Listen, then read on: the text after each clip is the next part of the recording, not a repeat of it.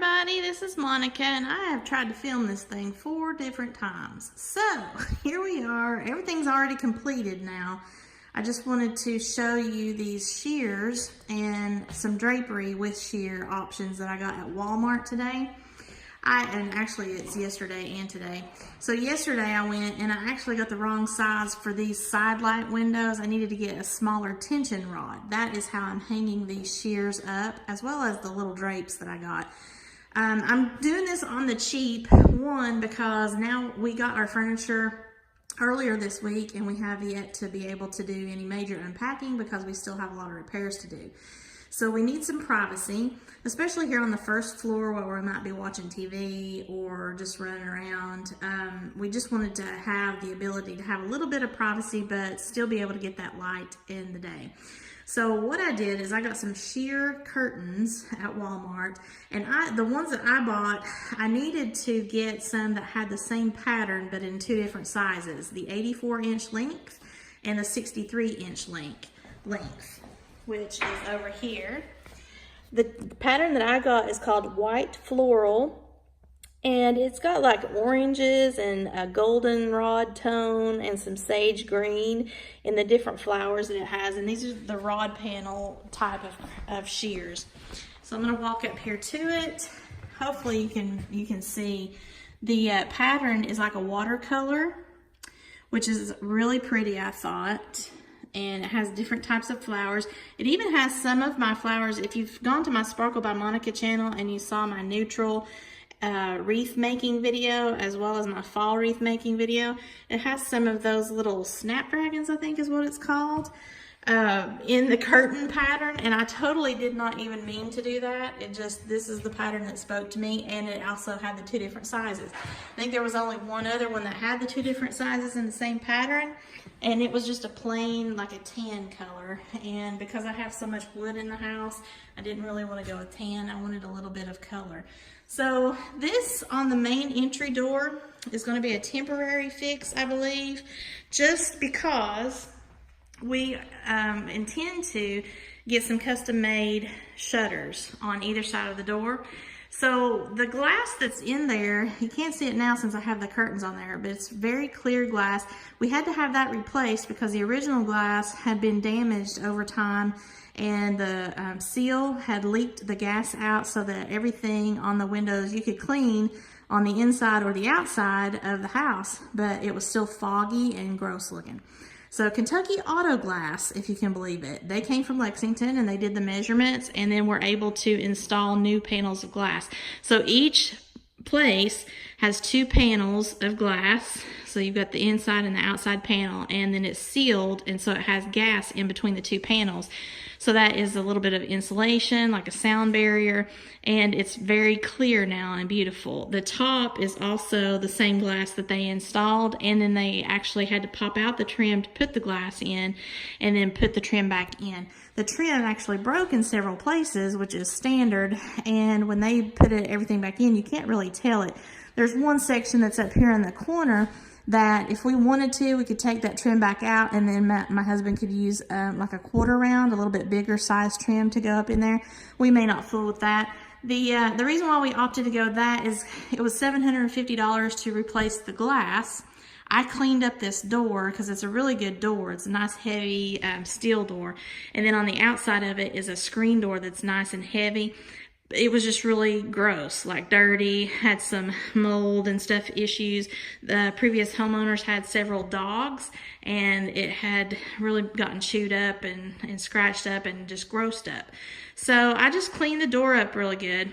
It's going to save us this way to have the glass changed out versus having to replace the entire entryway, which would run us about $9,000 to $15,000, depending on who we got the door from and all that stuff, as well as the windows and everything. So this way, because we're having to spend so much money on every other thing in this house, we have got a nice new windows. The door looks decent. We will be painting that or later on down the road once we get there's some rust elements down here we need to get sanded and got rid of. So we're going to be painting all of that to make it really look nice to finish that off. and saving us that kind of money for a new entryway there. So that's the plan. That way, these curtains that are up here, the shears, are just going to be a temporary solution until we get the shutters custom made. That will be where we spend the other bit of money. Now, to that, these are the 84-inch long curtains. When you go to the other side of my house, we have some different type of windows in the kitchen / dining room area, where I got the 63-inch version of that same pattern. And now you can see them. They're all on the window. Before, I was kind of on the fence about, do I want the poof up here at the top of the curtains, or do I want to install the curtains upside down to where the bottom, whoops, you can't really tell. The bottom has just one opening. There's not like a second opening where that rod would go in between, like in the middle, to cause a poof. So you can hang it upside down if you wanted to and not have to deal with the poof. Or I could have put my rod in the very tip top and not have to deal with the poof. But when I got to looking at it, I actually like the poof. So that's what's happening on the 3 windows here in the kitchen / dining room. I have some cardinals. There's 2, a boy and a girl. They come every day about 10 minutes after I've arrived, and they peck on this window right here in the corner. And let me show you. I've been dealing with that ever since moving here. So you can see the little peck marks on the glass, I guess, and then see the poop out here on the gate and on the ground here, or actually the porch. So that's an everyday thing. What I've read about that, cardinals, swallows, and robins, I believe, are very territorial birds. So if they think they see their reflection in a window, or if they sense movement, they will come and try to attack so that they can maintain security of their nest, wherever that is. So I'm imagining it is probably close by. They also do this pecking on the upstairs, which is up that way, and to the right, there's a big pine tree out there. So I think maybe their nest is out there. When they see me come onto the driveway, they follow me over here to the front and start pecking at the window. Maybe they see their reflection also on that window. Then they go back to where I think their nest is, in that pine tree. They tap on that bedroom window up there. So I don't have anything on that window yet, but probably will do the similar scenario here. But this is the same pattern. This is the only pattern that Walmart had where they had the 84 and the 63-inch size. So this really worked out good for me. And it actually is a pattern that I really like. You can probably see it better here. It's a watercolor floral pattern. It has some oranges. It's got some of that teal and some sage green. It's also got a little bit of goldenrod yellows.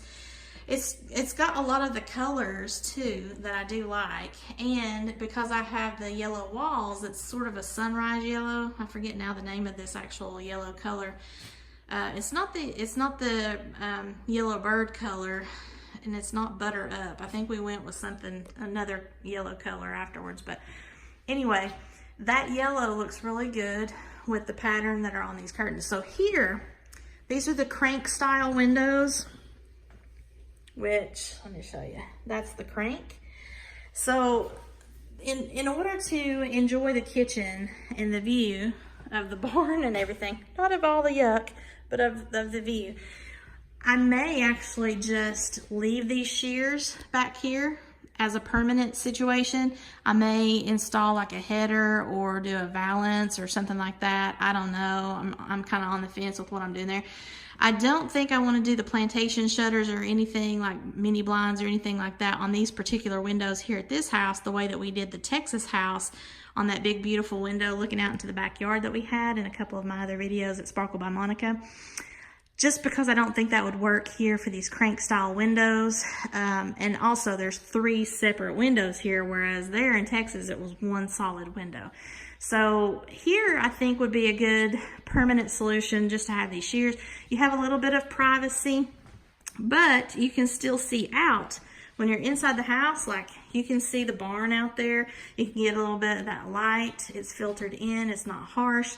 If someone walks up on your porch, you can kind of see them. They can't really see you because, let me step outside. When you go at the outside of the house, looking in, pardon the mess, we're still unpacking. When you're on the outside of the house, hello, you can see me. you can see the reflection. It's mirrored out here. See, and that's probably what's going on. The birds are like, hey, there's another bird. So you can see the pattern of the shears, but you really can't now see inside the house unless you're really up on that window looking in, you know, if you're really being a nosy Nelly. So I like that. It gives you some privacy. It's not, you know, totally private, obviously, but it gives you a pattern to look at. And maybe it might stop the birds from then pecking at the window right there every time you come into the house. If any of you have cardinals that do that, let me know, because it beats everything I've ever seen. I thought maybe someone was feeding them, but this house had been empty for 2 years. This was a foreclosure house. I just didn't get it, but it's the same spot every time. It's right here every time, and it's a boy and a girl cardinal. So they're doing it together.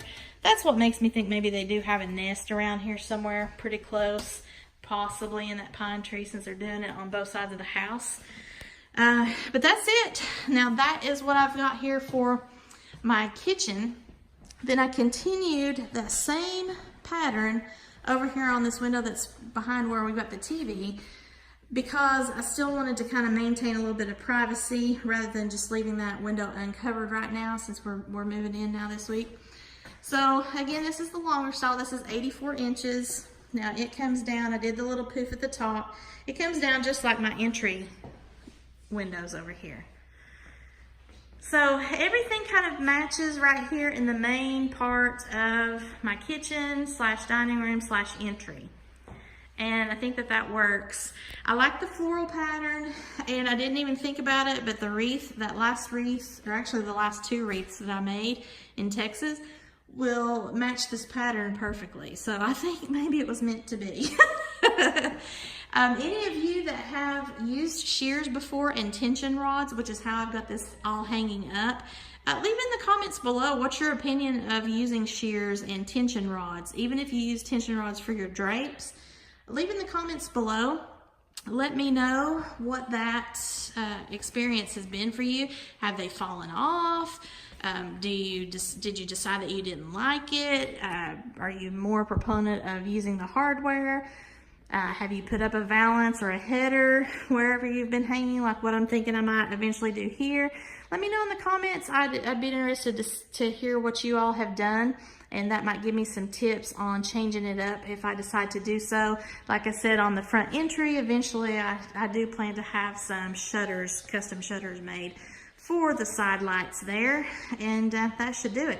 Now the final thing I wanted to show you, same concept, except it's a drape with a shear.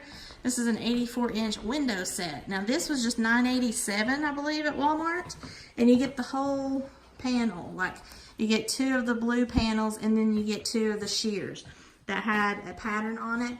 My pattern is kind of a dusty blue with some light gray paisleys. So this is the same scenario. Just use the tension rods. I have 1 tension rod here, 1 tension rod here. It's the smaller size tension rods on either side. Now, is it perfect? No.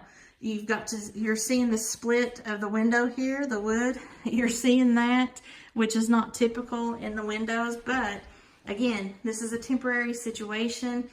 You know, I want to have a better setup obviously later on, but for $9.87 to get something on that window so that we can sleep here tonight, that is going to work for me just fine. Now, if you have any tips for me, because these are crank style windows, those of you that have been following my social media since I've moved, you can see this is some of the damage I've been referring to with the moisture coming in to the window here on the bottom.